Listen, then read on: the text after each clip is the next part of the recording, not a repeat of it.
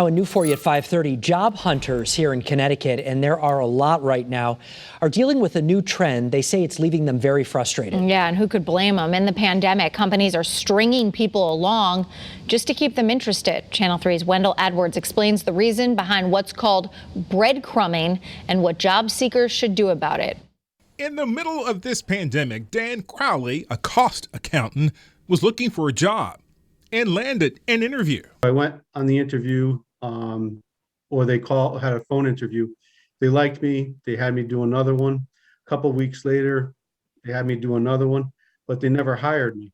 He says it happened with the second company too. He talked to several folks week after week at the same company, but nothing. I didn't know what was going on. I didn't know if I was the second candidate, third candidate, or if they were just dragging their feet or breadcrumbing. And when you're breadcrumbing, you're just giving a candidate just enough information, or you're staying engaged just enough to keep them part of the process.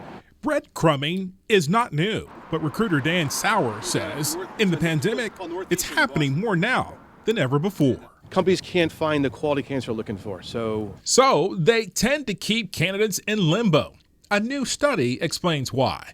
The study said 33% of senior managers said their company is taking more time to hire in the hopes that a better candidate will come along. Sauer says job seekers should be patient, but also persistent. It's okay to reach out to the company. you don't want to pester and do it every other day, but once a week, ask for an update. Dan Crowley did eventually land a job. The other two companies called me back for interviews, and I had to decline them because I was on the hook for a couple of months. It is evidence that in this pandemic, the toughest job sometimes is just finding one. Wendell Edwards, Channel 3 Eyewitness News.